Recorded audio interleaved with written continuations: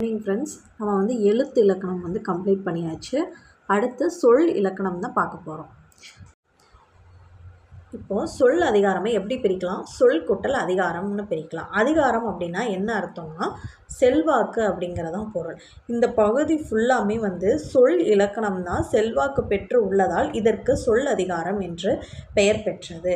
பூ மலர்ந்தது, மாடு புல் தின்றது. அதாவது ஒரு எழுத்து தனித்து நின்றோ பல எழுத்து சேர்ந்தோ பொருள் தருவது அது சொல் எனப்படும். இப்போது ஒரு எழுத்து மட்டும் தனித்து நின்றாலும் பொருள் தரணும், அதே எழுத்து சேர்ந்து நிறைய எழுத்து சேர்ந்து நின்றாலும் பொருள் தரணும். அதுதான் ஒரு சொல் அப்படின்ற அர்த்தம். இப்போது எடுத்துக்காட்டுக்கு இப்போ நம்ம நீ வா அப்படின்னா என்னது? இங்கே வா அப்படின்னு கூப்பிடுறது. அப்போ வா அப்படின்னு சொன்னாலே அதுக்கு பொருள் இருக்கா? இப்போது இது ஒரு பொருள் தான். வா அப்படிங்கிறது ஒரு எழுத்து, அந்த ஒரு எழுத்தும் பொருள் தருது. அதே மாதிரி நிறைய எழுத்து, மனிதன் அப்படிங்கிறது 4 எழுத்து சேர்ந்தது தான் மனிதன். அப்போ அந்த 4 எழுத்து சேர்ந்தாலும் பொருள் தருது. அதுதான் ஒரு எழுத்து தனித்து நின்றோ இல்லைன்னா பல எழுத்து சேர்த்து நின்றோ பொருள் தருவது அது சொல் எனப்படும். இப்போ இந்த சொல் எப்படி அமையும்? இப்போ நம்ம என்ன பார்த்தோம்? ஒரு எழுத்து தனித்து நின்றோ சேர்த்து நின்றோன்னு பார்த்தோம். ஆனால் அந்த எழுத்தெல்லாம் எப்படி அமையும் அப்படின்னா இரு திணைகளையும் நம்ம எழுத்து இலக்கணத்திலே படித்தோம். திணைனா என்னது? அக்ரிணை உயர்திணை அப்படின்னு 2 திணை இருந்தது. அதான் இங்கே இரு திணைகளும் 5 பால்களையும் குறிக்கும். 5 பால்கள் அப்படின்னா என்னது? ஆண்பால், பெண்பால், பலர்பால், பலவின்பால், ஒன்றன்பால். அந்த 5 இதையும் மூவகை இடங்களையும் குறிக்கும். அதாவது முன்னிலை, தன்மை, படர்க்கை அப்படிங்கிற 3 இடங்களையும் வரும். உலக வழக்கிலும் செய்யுள் வழக்கிலும் வரும். அதாவது நம்ம பேசக்கூடியது உலக வழக்கு நம்ம பேசுகிறோம்ல, ஃப்ரெண்ட்ஸ் கூட பேசுகிறது, அது எல்லாமே என்னது? உலக வழக்கு. செய்யுள் வழக்குன்னு இருக்குல்ல, செய்யுள் வழக்குனா நம்ம செய்யுளில் படித்தப்போல அந்த மாதிரி 2 வழக்குலையும் வரும். வெளிப்படையாகவும் குறிப்பாகவும் விளங்கும். வெளிப்படைத்தன்மையும் உண்டு, குறிப்பாகவும் வரும். இப்போது இந்த சொல் இந்த மொழி எத்தனை மொழி அப்படின்னா மொத்தம் 3 வகை மொழி. என்னென்னா தனிமொழி, தொடர்மொழி, பொதுமொழி. இதுதான் 3 வகையான மொழி. இப்போது தனிமொழினா என்ன அப்படின்னா ஒரு சொல் தனித்து நின்று பொருள் தருமாயின் அது தனிமொழி எனப்படும். இதுலேயே ஆன்சர் இருக்குது. தனிமொழினா என்ன? தனித்து நிற்கிறது தான் தனிமொழி. தனித்து நின்று பொருள் தருவது அது தனிமொழி. எடுத்துக்காட்டுக்கு நிலம் அப்படின்னு தனிச்சுனா தான் நிற்குது. முருகன் அப்படின்னா முருகப்பெருமான், அது தனியான ஒரு சாமி. இப்போ இந்தியன் அப்படின்னா நம்மளாம் இந்தியன் அப்படிங்கிறது தனித்தனியாக. இவை பெயர் சொல்லாய் தனித்து நின்று பொருள் தரும் தனிமொழி. இது எல்லாமே பெயர் சொல் தானே. முருகன் அப்படிங்கிறது பெயர் தான், அப்போ அது பெயர் சொல்ல. இந்த மாதிரி பெயர் சொல்லாய் தனித்து நின்று பொருள் தரும் அது தரும் தனிமொழி. இந்த மாதிரி தான் தனிமொழி ஒரு பெயர் சொல்லாய் தனித்து நின்று பொருள் தருவது அது என்னது? தனிமொழி. இது வா வந்தான் நட அப்படின்னா இவை வினை சொல்லாய் தனித்து நின்று பொருள் தரும் தனிமொழி. அதாவது வினை சொல் அப்படின்னா என்னென்னு பார்த்தோம்? வேர்ப், அதாவது ஆக்ஷன் வேர்ட்ஸ். அதுதான் வினைச்சொல். வா, வந்தான், நடந்தான் அப்படின்னு சொல்லிட்டு இதெல்லாம் வினை சொல்லா. அதே மாதிரி வினை சொல்லாய் தனித்து நின்று பொருள் தரும் தனிமொழி. இது ஒரு பெயராக தனித்து நிற்கிற பொருள் தனிமொழி. அதே மாதிரி இது வினை சொல்லாகவும் தனித்து நின்ற பொருள் தரும் தனிமொழி. வருவான் கொல் அப்படின்னா கொல் என்ற இடைச்சொல் ஐயப்பொருள் தந்து தனித்து நிற்பதால் இதுவும் தனிமொழி. வருவான் கொல் அப்படிங்கிறது இடைச்சொல், அந்த மாதிரி தனித்து நிற்பதால் இதுவும் தனிமொழி தான் அப்படின்னு சொல்கிறாங்க. இங்கே சால சிறந்தது அப்படின்னு இருக்கு. இங்கே சால அப்படிங்கிற உரிச்சொல் மிகவும் அப்படிங்கிற பொருள் தருது. சால அப்படின்னா என்னது? மிகவும். அப்போ அதுவும் பொருள் தருதா? அப்போ அதுவும் தனித்து நிற்பதால் இதுவும் தனிமொழி தான். எந்தெந்த சொல்லாம் தனித்து நிற்குதோ அதெல்லாம் தனிமொழி. அந்த தனிமொழி எப்படிலாம் அமையும்னா பெயர் சொல்லாகவும் தனித்து நிற்கும், வினை சொல்லாகவும் தனித்து நிற்கும், உரிச்சொல்லாகவும் தனித்து நிற்கும், இடைச்சொல்லாகவும் தனித்து நிற்கும். ஓகேவா? அடுத்து நம்ம இப்போ தனிமொழி பார்த்தோம். அடுத்து தொடர்மொழினா என்ன அப்படின்னு பார்க்கலாம். தனிமொழினா தனியாக நிற்கிறது. தொடர்மொழி அப்படின்னா 2 அல்லது அதற்கும் மேற்பட்ட தனிமொழிகள் தொடர்ந்து வந்து பொருள் தருவது தொடர்மொழி ஆகும். அதாவது 2 இருக்கும், அல்லனா அதற்கு மேற்பட்டு இருக்கும். இப்போ கண்ணன் வந்தான், அதில் வந்து சிங்கிள் வேர்டு தான் இருந்தது, அது பொருள் தந்துச்சு. இங்கேயும் அதே மாதிரி 2 வேர்டு இருக்குது. கண்ணன் வந்தான், சீதை சிரித்தாள் அப்படின்னு தொடர்ந்து 2 எழுத்து வந்து 2 சொல் வந்து வந்திருக்கு. அப்போ இது வந்து தொடர்மொழி. இப்போ தனிமொழி பார்த்தோம், தொடர்மொழி பார்த்தோம். அடுத்து பொதுமொழி. அதாவது ஒரு சொல் வந்து தனித்து நின்று ஒரு பொருளையும் அந்த சொல் வந்து பிரிஞ்சு நின்று வேறு பொருளையும் தந்து தனிமொழிக்கும் தொடர்மொழிக்கும் பொதுவாய் அமைவது தான் வந்துட்டு பொதுமொழி. இப்போ எடுத்துக்காட்டுக்கு 8 அப்படின்னு ஒரு சொல் வந்து 8 வந்து என்னது குறிக்கும்? ஒரு எண்ணை குறிக்கும். அப்போ அது வந்து ஒரு பொருளை தருது. இதுவே 8 வந்து எல் கூட்டல் தூ அப்படின்னு பிரிந்து என்ன சொல்லுதுன்னா எல்லை உண், எல்லை சாப்பிடு அப்படின்னு பிரிஞ்சு வேறு பொருளையும் தருது. இதுதான் வந்து பொதுமொழி. இப்போது வேங்கை அப்படிங்கிறத நம்ம எப்படி பிரிக்கணும்? வேங்கை வந்து ஒரு மரத்தை குறிக்கும் சொல். இப்போது வேம் குட்டல் கை அப்படின்னு பிரிஞ்சு அது வந்து என்னதுன்னா வேகின்ற கை அப்படின்னு பொருள் தருது. இந்த மாதிரி 2 பொருளுக்குமே பொதுவாய் அமைவதால் 2 மீனிங்க்குமே பொதுவாக ஒரு இதுதான். 8 அப்படின்னா எண்ணெய் குறிக்குது, எல் குட்டல் தூணு எல்லை சாப்பிடு அப்படின்னு குறிக்குது. இந்த 2த்துக்கும் பொதுவானது எது? 8 தான். அப்போது அதுதான் வந்து பொதுவாக அமைவதில் அதுதான் வந்து பொதுமொழி எனப்படும். இப்போ நம்ம சொல்லோட வகையை தான் அடுத்து பார்க்க போகிறோம். இப்போ சொல் வந்து இலக்கண வகையில் 4 வகைப்படும், அதே மாதிரி இலக்கிய வகையிலையும் 4 வகைப்படும். இப்போது இலக்கண வகையில் பெயர்ச்சொல், வினைச்சொல், இடைச்சொல், உரிச்சொல். இலக்கிய வகையில் எப்படின்னா இயற்சொல், திரிச்சொல், திசைச்சொல், வடச்சொல்.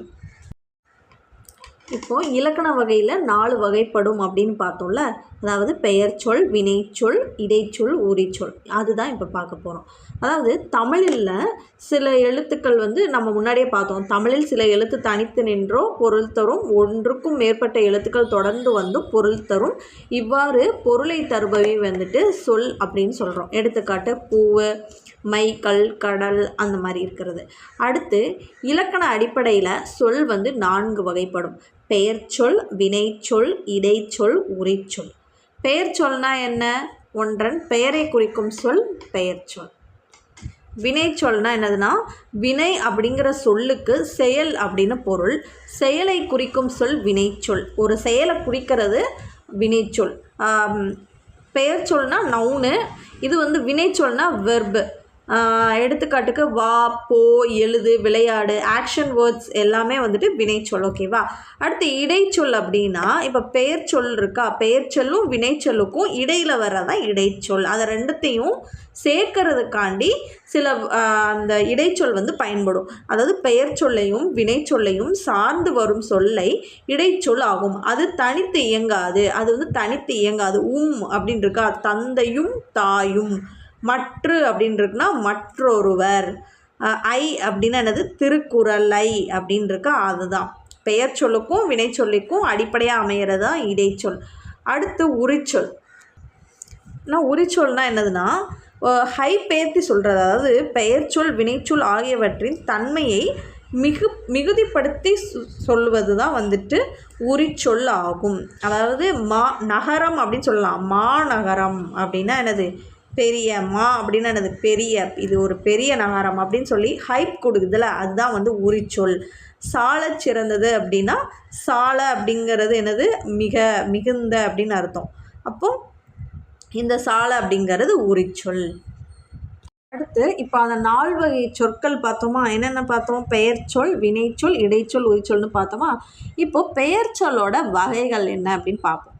பெயர்ச்சொல் வந்து மொத்தம் 6 வகைப்படும். அதாவது மரம், பள்ளிக்கூடம், சித்திரை, கிளை, இனிப்பு, பாடுதல் ஆகிய சொற்களை கவனிங்கள். இவை அனைத்தும் பெயரை குறிக்கின்றன. ஒரு பெயரை தான் குறிக்கிறது. இவ்வாறு ஒன்றன் பெயரை குறிக்கும் சொல் பெயர்ச்சொல். பெயர்ச்சொல் வந்து எத்தனை வகைப்படும்? 6 வகைப்படும். அவை பொருட்பெயர், இடப்பெயர், காலப்பெயர், சினைப்பெயர், பண்பு பெயர், தொழிற்பெயர். பொருட்பெயர்னா என்ன? ஒரு பொருளை குறிக்கும் பெயர் வந்து பொருட்பெயர். இது வந்து உயிருள்ள பொருளையும் உயிர் இல்லாத பொருளையுமே குறிக்கும். மரம், செடி, மயில், பறவை, புத்தகம், நாற்காலி அப்படின்னு இந்த பொருட்பெயர் வந்து உயிர் உள்ளதையும் உயிர் இல்லாததையும் வந்துட்டு குறிக்கும். இடப்பெயர் அப்படின்னா என்னது? ஒரு இடத்தின் பெயரை குறிக்கும் பெயர் வந்து இடப்பெயர். எடுத்துக்காட்டுக்கு சென்னை, பள்ளி, பூங்கா, தெரு அப்படிங்கிறதெல்லாம் ஒரு இடத்தை இடத்துல இருக்கிறது. அப்போ அந்த ஒரு இடத்தை குறிக்கும் சொல் வந்து இடப்பெயர். அடுத்து காலப்பெயர். காலத்தை குறிக்கும் பெயர் வந்து காலப்பெயர் எனப்படும். எடுத்துக்காட்டுக்கு நிமிடம், நாள், வாரம், சித்திரை, ஆண்டு. காலப்பெயர்னா காலத்தை குறிக்கிறது. சினைப்பெயர்னா என்னது? ஒரு பொருளோட உறுப்பை குறிக்கிற பெயர் வந்து சினைப்பெயர். கண்ணு, கை, இலை, கிளை அப்படிங்கிறதெல்லாம் வந்துட்டு சினைப்பெயர். அடுத்து பண்பு பெயர். பண்பு பெயரை நம்ம எப்படி கண்டுபிடிக்கலாம்? ஒரு பொருளோட பண்பானது நிறம், சுவை, அளவு, வடிவம், குணம் அல்லது பண்பு இந்த மாதிரி அடிப்படையில் தான் வந்துட்டு பண்பு பெயர் பிறக்கும். பொருளோட பண்பை குறிக்கும் பெயர் தான் வந்துட்டு பண்பு பெயர். எடுத்துக்காட்டு வட்டம். இதில் வட்டம் அப்படிங்கிறது என்னது? வடிவ குறிக்கிறது. செம்மை அப்படிங்கிறது சுவைகிறது. இனிப்பு அப்படிங்கிறது சுவையை குறிக்கிறது. அளவு அப்படிங்கிறது கிலோமீட்டர் அந்த மாதிரி குறிக்கிறது. அந்த மாதிரி ஒரு வட்டம், சதுரம், செம்மை, நன்மை தான் எடுத்துக்காட்டு. அடுத்து தொழிற்பெயர். தொழிற்பெயர்னா என்னது? தொழிலை குறிக்கும் பெயர் வந்து தொழிற்பெயர். படித்தல். மெயினாக அல் அப்படிங்கிறதுல முடியணும். படித்தல், ஆடுதல், நடித்தல் அப்படிங்கிற அந்த அல் அப்படிங்கிறதுல முடிகிறதுல வந்து மேக்சிமம் அது தொழிற்பெயராக தான் இருக்கும். அடுத்து இடுகுறி பெயர், காரணப்பெயர். நம்மளோட முன்னோர்கள் பெயர் சொற்களை அவை வழங்கும் அடிப்படையில் இருவகைப்படுத்தினர். நம்ம முன்னோர்கள் வந்து 2 வகையாக பிரிக்கிறாங்க. என்னது அப்படின்னா இடுகுறி பெயர், காரணப்பெயர். இடுகுறி பெயர் அப்படின்னா என்னதுன்னா, நம்மளோட முன்னோர்கள் வந்துட்டு சில பொருட்களுக்கு வந்துட்டு காரணம் கருதாமலேயே பெயரிட்டு வழங்கினர். அவ்வாறு இட்டு வழங்கிய பெயர்கள் வந்துட்டு இடுகுறி பெயர்கள் அப்படின்னு சொல்கிறாங்க. அதாவது எடுத்துக்காட்டு மண், மரம், காற்று இதெல்லாம் வந்து நம்ம முன்னோர்கள் வச்ச பேரை தான் நம்ம வந்து பயன்படுத்திகிட்டு இருக்கோம். ஆனால் எதுக்கு மண்ணுக்கு ஏன் மண்ணுன்னு வச்சாங்க அப்படின்னு காரணம்லாம் தெரியாதுல்ல. அந்த மாதிரி காரணமே தெரியாமல் வைக்கிறத வந்து நம்ம இடுகுறி பெயர் அப்படின்னு நம்ம சொல்கிறோம். இடுகுறி பெயர் வந்துட்டு 2 வகையாக பிரிக்கிறாங்க. என்னென்னா இடுகுறி பொதுப்பெயர், இடுகுறி சிறப்பு பெயர் அப்படின்னு 2ஆக பிரிக்கிறாங்க. ஃபஸ்ட்டு இடுகுறி பொதுப்பெயர் அப்படின்னா என்னென்னா, ஒரு இடுகுறி பெயர் அத்தன்மை உடைய எல்லா பொருட்களையும் பொதுவாக குறிப்பது இடுகுறி பொதுப்பெயர். அதாவது ஒரு இடுகுறி பெயர் வந்துட்டு அந்த தன்மையுடைய எல்லா பொருள்களையும் பொதுவாக குறிப்பது இடுகுறி பொதுப்பெயர். எடுத்துக்காட்டு காமிச்சா உங்களுக்கு புரிஞ்சிடும். இப்போது மரம்னு இருக்குது.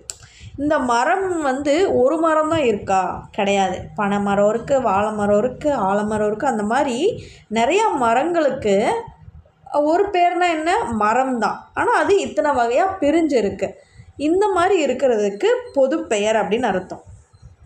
ஓகேவா? நிறைய மரம் இருக்குது இந்த உலகத்தில். ஆனால் பொதுவாக மரம்னு சொல்கிறாங்கல்ல, அதுதான் வந்துட்டு பொதுப்பெயர், இடுகுறி பொதுப்பெயர். இப்போது இடுகுறி பொதுப்பெயர்னா பார்த்தோமா. அடுத்து இடுகுறி சிறப்பு பெயர் அப்படின்னா என்னென்னா, ஓர் இடுகுறி பெயர் வந்துட்டு குறிப்பாக ஒரு பொருளை மட்டும் குறிப்பது இடுகுறி சிறப்பு பெயர். அதாவது இப்போ எடுத்துக்காட்டுக்கு கருவேலங்காடுன்னு இருக்குது. இப்போது ஒரு மரத்தை மட்டும் ஸ்பெசிஃபிக்காக சொல்கிறது வந்து அது வந்து சிறப்பு பெயர். இப்போது எடுத்துக்காட்டுக்கு அரச மரம் அப்படின்னு இருக்குது. அரச மரம் அப்படிங்கிறது அந்த அரச மரத்தை மட்டும்தான் குறிக்குது. அப்போ அது வந்து சிறப்பு பெயர். அதுக்கப்புறம் காரணப்பெயர் அப்படின்னா என்னென்னா, நம்மளோட முன்னோர்கள் வந்து சில பொருளுக்கு காரணம் கருதி பெயர் வச்சுருக்காங்க. அதுதான் வந்துட்டு காரணப்பெயர். இடுகுறி பெயர்னா என்ன? காரணம் கருதாமல் பெயர் வச்சதுக்கு வந்து இடுகுறி பெயர். காரணப்பெயர் அப்படின்னா நம் முன்னோர்கள் சில காரணத்தோடு வச்ச பெயர் வந்துட்டு காரணப்பெயர். எடுத்துக்காட்டுக்கு நாற்காலி அப்படின்னு இருக்குது. நாற்காலின்னு ஏன் பேர் வச்சுருக்காங்க? அதுக்கு 4 கால்கள் இருக்குது, அதனால நாற்காலின்னு வச்சுருப்பாங்க. கரும்பலகைனா கருப்பாக இருக்கிறனால கரும்பலகைன்னு வச்சுருக்காங்க. அந்த மாதிரி தான் காரணப்பெயர். இதுவுமே 2 வகையாக பிரிக்கிறாங்க. என்னென்னா காரண பொதுப்பெயர், காரண சிறப்பு பெயர். அடுத்து காரண பொதுப்பெயர் அப்படின்னா குறிப்பிட்ட காரணமுடைய எல்லா பொருட்களையும் பொதுவாக குறித்தால் அது காரணப்பெயர். பொதுப்பெயர், அதாவது பொதுப்பெயர்னா எல்லாமே பொதுவாக உள்ளது, ஆனால் காரணமும் இருக்கணும், பொதுவாகவும் இருக்கணும். அதுதான் வந்து காரண பொதுப்பெயர். இப்போ பறவை அப்படின்னு எதுக்கு வச்சுருப்பாங்க? பறக்கிறனால பறவைன்னு வச்சுருப்பாங்க. இப்போ பறவைங்கிறது ஸ்பெசிஃபிக்காக ஒன்று மட்டும் அவங்க சொல்லலை, நிறையா பறவைகள் இருக்குது, அது எல்லாத்துக்கும் மொத்தமாக குறிப்பிடுறதுக்கு பறவை அப்படின்னு இது பண்ணியிருக்காங்க. அப்போ அது வந்துட்டு காரண பொதுப்பெயர். அடுத்து காரண சிறப்பு பெயர். குறிப்பிட்ட காரணமுடைய எல்லா பொருட்களுள் ஒன்றை மட்டும் சிறப்பாக குறிப்பது காரண சிறப்பு பெயர். இங்கே எடுத்துக்காட்டுக்கு வளையல் அப்படின்ட்டு இருக்கு. வளையல் அப்படின்னா என்னது? வளைந்து இருக்கிறனால அதை வந்து வளையல் அப்படின்னு சொல்கிறாங்க. ஆனால் வளையலை மட்டும் குறிப்பிடுறாங்க, ஒரு வளையலை மட்டும்தான் குறிப்பிடுறாங்க. அப்போ அது வந்து காரண சிறப்பு பெயர். ஓகேவா? ஓகே கைஸ், நாளைக்கு அடுத்த கிளாஸில் மீட் பண்ணலாம். பாய்.